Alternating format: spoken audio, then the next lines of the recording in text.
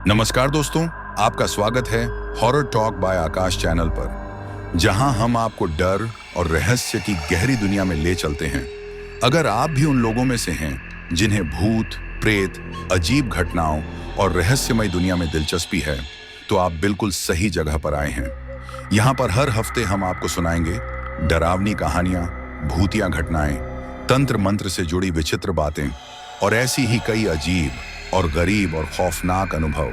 अगर आप डर के शौकीन हैं और ऐसी कहानियों को सुनने का रोमांच चाहते हैं, तो इस चैनल को सब्सक्राइब करें और बेल आइकन दबाएं ताकि कोई भी खौफनाक कहानी आपसे छूट न जाए। साथ ही अगर आपके पास कोई डरावनी कहानी है तो उसे हमारे साथ जरूर शेयर करें। हम उसे अपने चैनल पर आपके नाम के साथ पेश करेंगे। तो दोस्तों, तैयार हो जाए एक और डरावनी यात्रा के लिए। चलिए शुरू करते हैं आज की खौफनाक कहानी जो आपके रोंगटे खड़े कर देगी। ये कहानी है एक ट्रक ड्राइवर शुभम की, जो उत्तर भारत की संकरी, सुनसान और रहस्यमयी सड़कों पर माल पहुंचाने का काम करता है। एक सामान्य रात की तरह ही शुभम अपने ट्रक को पेट्रोल पंप से भरवाकर एक सुनसान राजमार्ग पर निकल पड़ा था। उसका ट्रक भारी था, सामान से भरा हुआ, और उसकी मंजिल थी एक पुराना पहाड़ी इलाका जहां अक्सर कोई जाना पसंद नहीं करता था। लेकिन शुभम को पैसों की जरूरत थी और जोखिम उठाने की आदत भी। उसे नहीं पता था कि उस रात का सफर उसकी जिंदगी का सबसे डरावना सफर बनने वाला है। सड़क पर दूर दूर तक कोई गाड़ी नहीं थी, बस ट्रक के इंजन की आवाज और रेडियो पर धीमे धीमे बजते पुराने गाने। लेकिन जैसे जैसे वह जंगल के इलाके में घुसता गया, हवा का रुख बदलने लगा और रेडियो की आवाज टूटने लगी। फिर अचानक गाने के बीच में एक औरत की चीख सुनाई दी। वो चीख मानो किसी के गले से निकली आखिरी सांस हो। शुभम ने तुरंत रेडियो बंद कर दिया, लेकिन उसका दिल बहुत जोर से धड़क रहा था। उसने खुद को समझाया कि ये उसकी थकान का असर है, शायद वह ज्यादा सोच रहा है। कुछ किलोमीटर आगे बढ़ते ही उसे सड़क के किनारे एक औरत खड़ी दिखाई दी, सफेद साड़ी में, लहराते बाल और चेहरा झुका हुआ। उस वीराने में किसी का इस तरह खड़ा होना बिल्कुल भी सामान्य नहीं था। शुभम ने ब्रेक मारा और ट्रक धीरे से उस औरत के पास रोका। उसने खिड़की से झांकते हुए पूछा, मैडम, कहां जाना है आपको? लेकिन कोई जवाब नहीं मिला। वह चुपचाप सिर झुकाए खड़ी रही। एक पल के लिए शुभम को ऐसा लगा जैसे उसकी परछाई जमीन पर नहीं पड़ रही हो। लेकिन उसने फिर से पूछा, आपको अगर कहीं जाना है तो बैठ जाइए, मैं आगे जा रहा हूं। औरत बिना कुछ बोले ट्रक के कैबिन में आकर बैठ गई। उसकी चाल में न कोई आवाज थी, न कोई कंपन। शुभम को अब डर तो लग रहा था, लेकिन वह कुछ भी बोल नहीं पाया, जैसे उसकी जुबान को लकवा मार गया हो। ट्रक चल पड़ा और रास्ता पहले से भी ज्यादा सुनसान होता जा रहा था। चारों ओर घना जंगल और ऊपर से रह रहकर बिजली चमकती और आसमान गरजता। अचानक शुभम ने देखा कि ट्रक के साइड मिरर में औरत की परछाई नहीं दिख रही थी, जबकि वह बगल में बैठी थी। अब तो उसकी सांसें जैसे रुक गईं। वह कांपने लगा, लेकिन फिर भी चुपचाप ट्रक चलाता रहा। अचानक औरत ने मुंह खोला और बोली, इस रास्ते से क्यों आए हो शुभम? शुभम ने चौंक कर उसकी ओर देखा। उसने तो अपना नाम बताया ही नहीं था। उसके चेहरे का रंग उड़ गया। आप मेरा नाम कैसे जानती हैं? उसने कांपती आवाज में पूछा। औरत मुस्कुराई, लेकिन वह मुस्कान इंसानी नहीं थी। होंठ खींचे हुए थे, आंखें सुर्ख और ठंडी, और दांत धारदार जैसे किसी शिकारी के हों। तभी ट्रक का इंजन बंद हो गया और ट्रक एक झटके में रुक गया। शुभम ने चाबी घुमाकर इंजन स्टार्ट करने की कोशिश की, लेकिन ट्रक ने जैसे अपनी आत्मा खो दी थी। खिड़कियों के बाहर घना कोहरा छा गया था और ट्रक के चारों ओर अंधेरा इतना गहरा हो गया कि सामने कुछ भी नहीं दिख रहा था। औरत अब ट्रक से उतरकर बाहर चली गई। शुभम ने डरते डरते खिड़की से झांका। वह औरत हवा में तैर रही थी, जमीन से कुछ इंच ऊपर, और तभी उसने पीछे मुड़कर शुभम की ओर देखा। अब उसका चेहरा इंसानी नहीं था। आंखें गड्ढों में तब्दील हो चुकी थी, जुबान लंबी और काली थी, और शरीर से खून टपक रहा था। तू वापस क्यों आया शुभम? उसने चीखते हुए पूछा। शुभम का दिल जैसे सीने से बाहर आ जाएगा।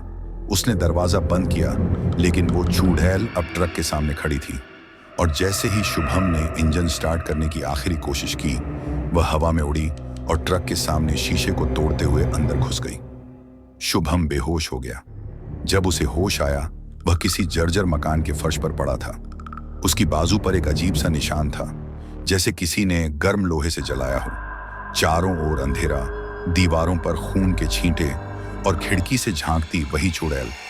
अब वह हंस रही थी, लेकिन वह हंसी इंसान की नहीं थी। वह हंसी सुनकर रूह तक सिहर जाए। और तभी एक और आवाज आई, अब तेरी आत्मा कभी चैन नहीं पाएगी शुभम। तेरा हर सफर डर और दर्द से भरा होगा। शुभम को होश आए कुछ घंटे बीत चुके थे। आंखें खोलते ही उसे महसूस हुआ कि वह किसी पुरानी हवेली के भीतर है। हवा में एक सड़ी गंध फैली हुई थी। दीवारें काई और खून से सनी थीं और कमरे में फैली घुप अंधेरे के बीच से टूटे फूटे लकड़ी के दरवाजे की दरारों से एक फीकी नीली रोशनी छनकर अंदर आ रही थी। शुभम की सांसें भारी हो चुकी थीं, जैसे कमरे की हवा में ही कोई अदृश्य डर समाया हो। शरीर थका हुआ था, लेकिन मन आशंकाओं से भरा।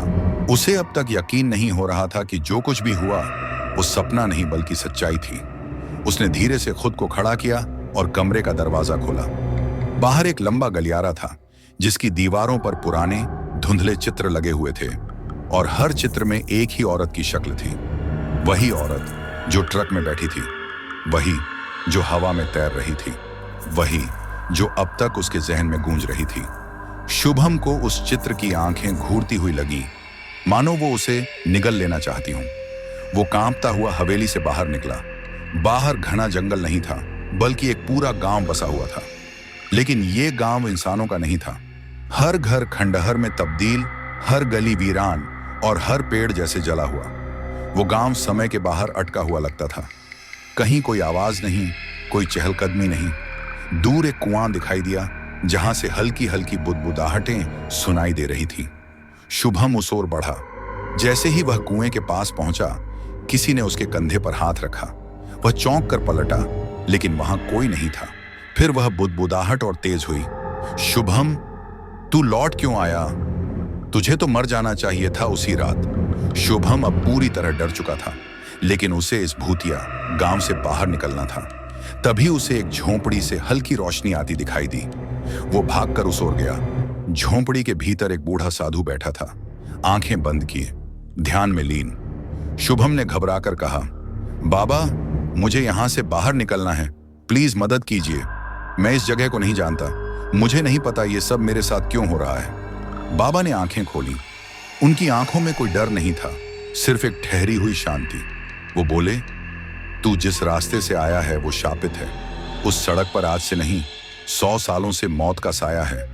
जिस औरत को तूने ट्रक में बैठाया वो इंसान नहीं, वो चंपा है, इस गांव की अभिशप्त आत्मा। शुभम ने कांपते हुए पूछा, कौन थी चंपा? बाबा की आवाज भारी हो गई। वो इस गांव की सबसे खूबसूरत लड़की थी, लेकिन उसकी सुंदरता उसके लिए श्राप बन गई। गांव के जमींदार ने उसे पाने की जिद में उसे जिंदा कुएं में फेंक दिया। मरते समय उसने कसम खाई, मैं लौटूंगी और सबको खत्म करूंगी। उसके बाद पूरे गांव पर एक अभिशाप छा गया। एक एक कर सब मरे और जो बचे वो पागल हो गए। अब ये गांव सिर्फ उसकी आत्मा के लिए जिंदा है और अब तू उसका नया शिकार है शुभम। शुभम को यकीन नहीं हो रहा था, लेकिन उसकी आंखें सब देख रही थीं। तो मैं क्या करूं बाबा? उसने कांपते हुए पूछा। बाबा ने धीरे से एक चूड़ामणि निकाली और कहा, यह ताबीज उसे रोक नहीं सकता, लेकिन कुछ देर के लिए उसकी शक्ति कम कर सकता है। अगर तू इस ताबीज को लेकर उसी कुएं पर लौटे और उसके नाम को 3 बार पुकारे, तो शायद वो सामने आ जाए और तब तुझे उसका अंत करना होगा।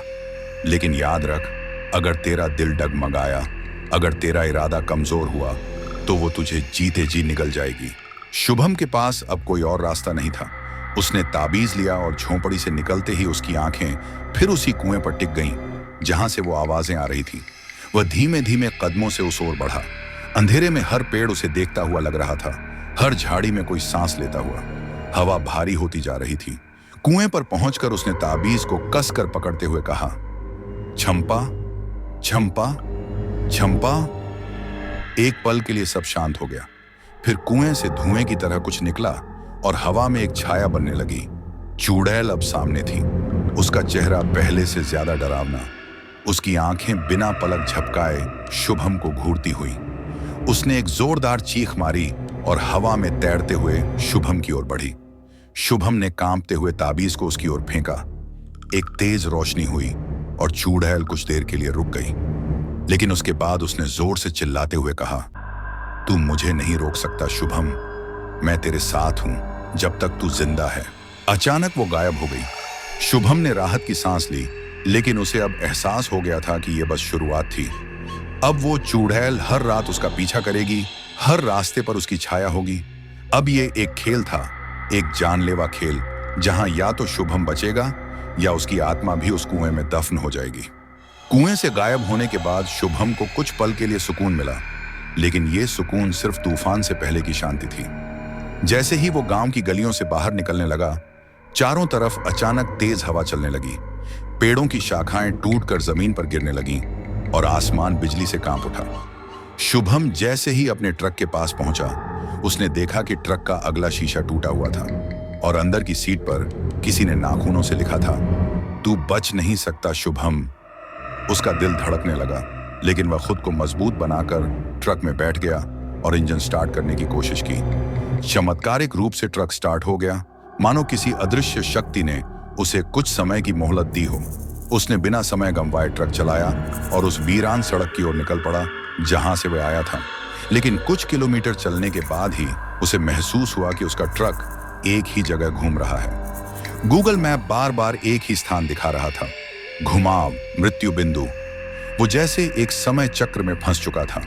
सड़क बार बार उसी जगह पहुंच रही थी जहां एक टूटी हुई बस खड़ी थी, और सड़क किनारे वही पीपल का पेड़, जिसकी डाल पर लटकी थी एक सूखी माला। शुभम ने ट्रक रोककर बाहर आकर देखा। पेड़ के पास मिट्टी में कुछ दबा हुआ दिखाई दिया। उसने हाथ से मिट्टी हटाई तो एक पुराना नक्शा निकला। वह गांव और आसपास की भौगोलिक जानकारी वाला एक शापित नक्शा था, जिसके कोने पर खून से लिखा हुआ था, जहां जलती हैं आत्माएं वहीं है मुक्ति का द्वार। शुभम उस नक्शे को लेकर ट्रक में वापस आया और ध्यान से देखने लगा। नक्शे के अनुसार पहाड़ियों के उस पार एक गुफा थी, जहां किसी समय एक तांत्रिक ने चंपा की आत्मा को बंद करने की कोशिश की थी, लेकिन वह असफल रहा।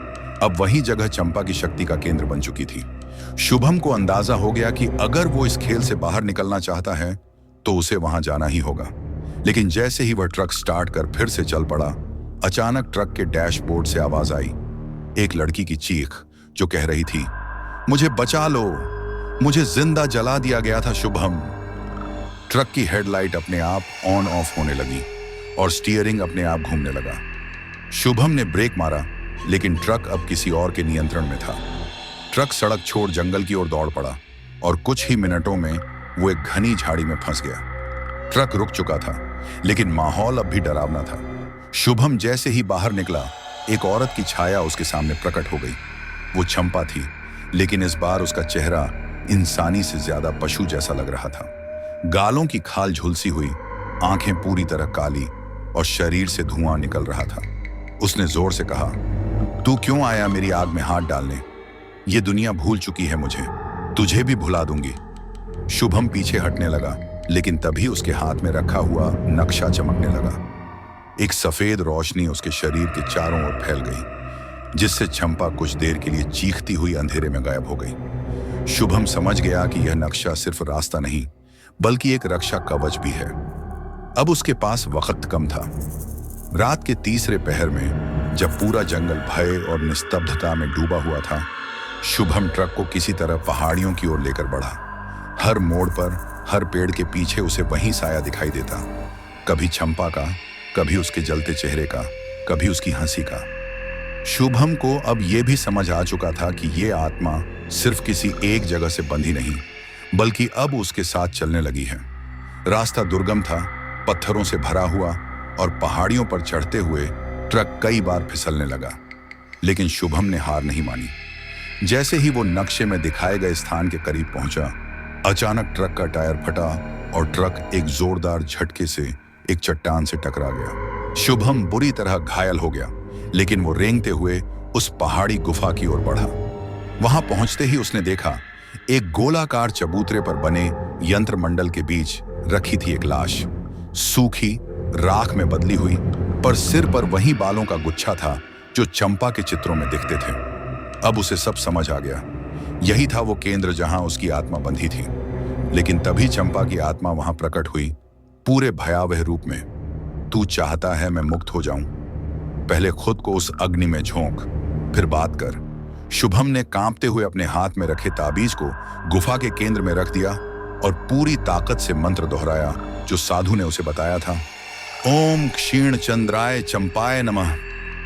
एक जोरदार विस्फोट हुआ, गुफा कांपने लगी और चंपा की आत्मा चीखते हुए आग की लपटों में समा गई। शुभम वहीं गिर पड़ा, बेहोश और अधमरा। गुफा के भीतर शुभम बेहोश पड़ा था, शरीर खून और धूल से सना हुआ था। उसके चारों ओर एक गहरी चुप्पी छाई थी जो किसी बड़े तूफान से पहले की डरावनी खामोशी जैसी थी। कई घंटों बाद शुभम को होश आया। उसका सिर भारी था और शरीर में जैसे जान नहीं बची थी, लेकिन उसका मन हल्का महसूस कर रहा था, जैसे एक भारी बोझ उतर गया हो। उसने खुद को घसीटते हुए गुफा के बाहर निकाला, जहां सूरज उग रहा था, लेकिन धूप में भी एक अजीब सी उदासी थी। उसने तय किया कि अब वह उस अभिशप्त रास्ते पर दोबारा नहीं जाएगा। लेकिन जब उसने नीचे घाटी की ओर देखा तो उसके होश उड़ गए। वहां कोई ट्रक नहीं था। जहां उसने ट्रक खड़ा किया था वहां अब सिर्फ राख थी और कुछ लोहे की टूटी हुई चादरें, जैसे ट्रक को किसी ने आग में झोंक दिया हो। शुभम घबराया हुआ नीचे पहुंचा और वहां की मिट्टी में कुछ अजीब निशान देखे। वो इंसानी पांव के नहीं थे, वो जैसे किसी जल चुकी देह के घिसटते हुए निशान थे। उन निशानों का पीछा करते हुए वह एक पुराने कब्रिस्तान की ओर पहुंचा जो नक्शे में कहीं नहीं दिखाया गया था। वहां कई टूटी हुई कब्रें थीं और एक कब्र पर ताजा खुदाई के निशान थे। कब्र का नाम मिटा दिया गया था, लेकिन पास ही एक धातु की पट्टी पड़ी थी जिस पर लिखा था चंपा देवी 1996। शुभम की रूह कांप गई। क्या चंपा की आत्मा अब यहां लौट आई थी? और क्या वो सचमुच मारी गई थी या बस कुछ समय के लिए शांत हुई थी? उसी पल आकाश में एक तेज बिजली कड़कती है और पूरी घाटी अंधेरे में डूब जाती है, जैसे सूरज को किसी ने निगल लिया हो। हवाओं में फिर वही आवाज गूंजने लगती है, तूने मेरी आत्मा को छेड़ा है शुभम, अब मैं तुझसे बंध चुकी हूं। जहां तू जाएगा मैं वहीं रहूंगी। शुभम पीछे पलटा और देखा, चंपा की राख से बना एक विकराल शरीर धीरे धीरे कब्र से उठ रहा था। उसकी आंखें अब जलती नहीं बल्कि राख में दबी हुई आग की तरह धधक रही थीं। वो अब चंपा नहीं रही थी, वो अब राखिनी बन चुकी थी, एक ऐसी आत्मा जो शांति से नहीं सिर्फ प्रतिशोध से संतुष्ट होती है। शुभम ने भागने की कोशिश की, लेकिन उसके पैरों के नीचे की मिट्टी खुद को किसी दलदल में बदलने लगी। वो फंस गया। तभी एक परछाई उसके पास आई, वही साधु जो गांव में मिला था, लेकिन अब उसका चेहरा बदला हुआ था। आंखों में क्रोध और वाणी में भय नहीं, आदेश था। साधु बोला, मैंने तुझे चेताया था शुभम, ये आत्मा तुझसे मुक्त नहीं हुई, अब वो तेरे जीवन का हिस्सा बन चुकी है। अब या तो तू तांत्रिक विद्या सीखकर उसे उसी लोक में वापस भेज या फिर अपनी जान देकर उसे संतुष्ट कर। शुभम ने कांपते हुए पूछा, क्या मेरे पास कोई और रास्ता नहीं है? साधु बोला, एक रास्ता है, महामरण यज्ञ, लेकिन उसके लिए तुझे फिर से उस गांव लौटना होगा जहां सब कुछ शुरू हुआ था। उस गांव की हवेली के नीचे एक भूमिगत तंत्र मंडल है जिसे सक्रिय करने के लिए तेरे खून की जरूरत होगी और चंपा की राख की भी। लेकिन याद रख, ये प्रक्रिया अधूरी हुई तो न सिर्फ तू बल्कि पूरे गांव के आसपास के 100 किलोमीटर में जो कोई भी जीवित आत्मा है वो राख बन जाएगी। शुभम की सांसें रुक गईं। अब उसके पास दो ही विकल्प थे, या तो खुद को खत्म कर दे और एक भयावह चक्र को रोके, या फिर डर के आगे भागे और सारी दुनिया को खतरे में डाले। उसने फैसला किया, वह फिर से उसी गांव जाएगा। उसने साधु से यज्ञ की विधि सीखी और एक छोटी सी पोटली में चंपा की राख को बांधकर अपनी जेब में रखा। फिर जैसे तैसे जंगल और घाटियों को पार करता हुआ पैदल ही उसी शापित गांव की ओर निकल पड़ा।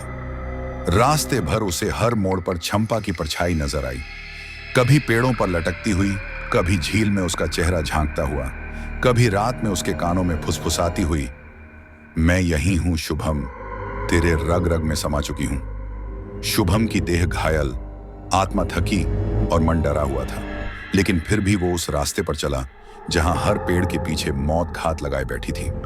वह जंगल के रास्तों से होता हुआ कई रातें भूखा प्यासा बिताकर आखिरकार उस गांव के बाहरी किनारे तक पहुंचा। वही गांव जो अब और भी ज्यादा वीरान और भूतिया लग रहा था। चारों ओर सूखी घास, हवा में सन्नाटा और एक मरी हुई गाय की सड़ी हुई लाश गांव की सीमा पर पड़ी थी। मानो चेतावनी हो। शुभम ने लंबी सांस ली और आगे बढ़ा। वह उसी हवेली की ओर गया जहां से यह डर शुरू हुआ था। हवेली के भीतर घुसते ही फिर से दरवाजे अपने आप बंद हो गए। कमरे की दीवारों पर खून के धब्बे अब और भी गहरे हो गए थे। हवा में अजीब सी गंध थी, जैसे लोबान और सड़ी हुई हड्डियों की मिलीजुली बू। उसे याद था कि हवेली के पिछले हिस्से में एक पुराना तहखाना था जो अब तक बंद पड़ा था। उसने दीवारों को खंगालना शुरू किया और अंततः एक झाड़ झंखाड़ से ढके दरवाजे के पीछे छिपा वो रास्ता मिल गया। नीचे उतरती सीढ़ियां जिन पर हर कदम पर धूल और खून की बूंदें दिखाई देती थीं। तहखाने के भीतर घुसते ही एक ठंडी हवा का झोंका उसके चेहरे से टकराया और एक पल को उसे लगा किसी ने उसका गला पकड़ लिया है। उसने जेब में रखा ताबीज निकाला और तभी हवा शांत हो गई। नीचे का कमरा गोलाकार था। कमरे के बीचों बीच एक चक्र बना हुआ था, त्रिकाल यंत्र और उसके चारों ओर जले हुए दियों की राख। यंत्र के केंद्र में एक लोहे का पात्र रखा था जहां चंपा की राख को डालना था। शुभम ने अपनी पोटली खोली और कांपते हाथों से राख को उस पात्र में डाल दिया। तभी उसकी आंखें अपने आप बंद हो गईं और एक अजीब ट्रांस में उसकी जुबान से वही मंत्र निकलने लगे जो साधु ने सिखाए थे। AUM काल मुक्ताय चंपाय महामरणाय नमः। पूरा कमरा हिलने लगा। दिए अपने आप जल उठे, दीवारों से रक्त टपकने लगा और हवा में चंपा की चीखें गूंजने लगीं। तू नहीं जानता शुभम, ये यज्ञ मेरी मुक्ति का नहीं, तेरा अंत है। शुभम की आंखें खुली और उसने देखा कि सामने यंत्र में आग जल उठी है। उसी आग में से चंपा की अधजली आत्मा प्रकट हुई, अब और भी विकराल रूप में। उसने कहा, मैं तुझसे बंध चुकी हूं, तेरे रक्त के बिना मैं पूरी नहीं हो सकती। तुझ में मेरी अधूरी पीड़ा है, मुझे पूरा कर या फिर इस गांव को राख में बदलने के लिए तैयार हो जा। शुभम कांप गया। तभी यंत्र के कोने में बंधे एक पुराने ग्रंथ पर उसकी नजर पड़ी। उसने जल्दी से पन्ने पलटे। उसमें लिखा था, यदि कोई यज्ञ करता अपनी पीड़ा का अंश उस आत्मा को सौंप दे तो आत्मा मुक्त हो सकती है, लेकिन इसकी कीमत होती है जीवन की आधी शक्ति। शुभम को समझ आ गया, या तो वो खुद को समाप्त कर दे या अपनी आत्मा का हिस्सा उस आत्मा को सौंप दे। एक दर्दनाक विकल्प, लेकिन गांव और औरों की जान बचाने के लिए जरूरी। उसने आंखें बंद की और अपने दिल पर हाथ रखकर कहा, चंपा, मैं तुझमें वो पीड़ा दे रहा हूं जो मैंने अपने जीवन में झेली है। अब जा, मुक्त हो जा। यंत्र की आग तेज हुई और एक सफेद उजाला कमरे में फैल गया। चंपा की आत्मा एकदम शांत हो गई। उसके चेहरे पर पहली बार एक सुकून था। उसने कहा, शुभम, तू पहला इंसान है जिसने मुझे इंसान समझा। अब मैं जा रही हूं। तुझे मेरी सौगंध, इस शक्ति का गलत इस्तेमाल मत करना। एक तेज प्रकाश और आवाज के साथ वो आत्मा यंत्र में समा गई और पूरा तहखाना थरथराता हुआ शांत हो गया। शुभम गिर पड़ा। उसकी धड़कनें तेज, सांसें टूटी फूटी, लेकिन उसके चेहरे पर एक शांति थी। उसने मौत को छू लिया था, लेकिन जिंदा था। अब उसके पास एक यंत्र था, एक अनुभव था और एक नई पहचान भी। हवेली के तहखाने में उजाला फैलने के बाद शुभम बेहोश हो गया था। उसकी देह यंत्र के पास बेसुध पड़ी थी, लेकिन उसकी सांसें चल रही थीं, धीरे और थकी हुई, जैसे कोई लंबी लड़ाई के बाद बचा हो। बाहर गांव में सूरज की पहली किरणें पड़ी थीं और हवेली के खिड़कियों पर वर्षों बाद रोशनी ने दस्तक दी थी। शुभम को होश तब आया जब उसके गाल पर किसी ने हल्का सा थपका मारा। उसने धीरे धीरे आंखें खोली और देखा, सामने वही साधु खड़ा था जो उसे रास्ता दिखाता आया था। पर इस बार साधु की आंखों में कोई रहस्य नहीं, सिर्फ संतोष था। साधु बोला, तूने जो किया वो कोई साधारण मनुष्य नहीं कर सकता था। तूने सिर्फ एक आत्मा को मुक्ति नहीं दी, तूने अपने अंदर के डर, मोह और पश्चाताप को भी तिलांजलि दी है। अब तेरा जीवन तुझसे अलग नहीं, इस लोक और परलोक से जुड़ा हुआ है। शुभम ने हिचकते हुए पूछा, क्या अब सब कुछ खत्म हो गया बाबा? साधु थोड़ी देर चुप रहा, फिर बोला, खत्म नहीं शुभम, एक आत्मा को शांति जरूर मिली है, पर जहां एक आत्मा मुक्त होती है वहां दूसरी जागती है। क्योंकि तू अब उस रहस्यमय यंत्र से जुड़ चुका है और ये यंत्र केवल एक आत्मा को नहीं, उन तमाम आत्माओं को बुलाने का माध्यम है जो इंसानों से न्याय मांग रही हैं। शुभम कांप गया। मतलब ये कि चंपा की आत्मा तो अब मुक्त है, लेकिन उस यंत्र ने अब तुझ में एक द्वार खोल दिया है, वो द्वार जिसे आम लोग नहीं देख सकते। अब तू सुन पाएगा, देख पाएगा और महसूस कर पाएगा उन आत्माओं को जो बाकी लोगों की नजरों से छुपी रहती हैं। शुभम जैसे पत्थर बन गया था। उसने हवेली की दीवारों की ओर देखा और उसे वहां उकेरे गए दर्जनों चेहरे दिखाई दिए और उन सभी चेहरों की आंखें उसे घूर रही थीं। उसने थरथराती आवाज में पूछा, अब मैं क्या करूंगा? साधु ने एक थैली उसके हाथ में रख दी। उसमें वही तांत्रिक यंत्र था, राख से ढका हुआ, साथ में एक पत्र और एक लोहे की छड़ी जिस पर मंत्र लिखे थे। साधु बोला, अब तू इस रास्ते पर चल पड़ा है, इसे छोड़ना तेरे बस में नहीं। तेरी मंजिल है उन आत्माओं को ढूंढना जो अधूरी रह गई हैं। तू अब एक साधारण ट्रक ड्राइवर नहीं, तू बना है भूत पथिक। तेरी हर यात्रा अब एक आत्मा की कहानी है। शुभम पूरी तरह हिल चुका था, लेकिन फिर उसे याद आया, चंपा की आंखें, उसका दर्द, उसका अंतिम स्पर्श, शायद यही उसका कर्म था। वह हवेली से बाहर आया।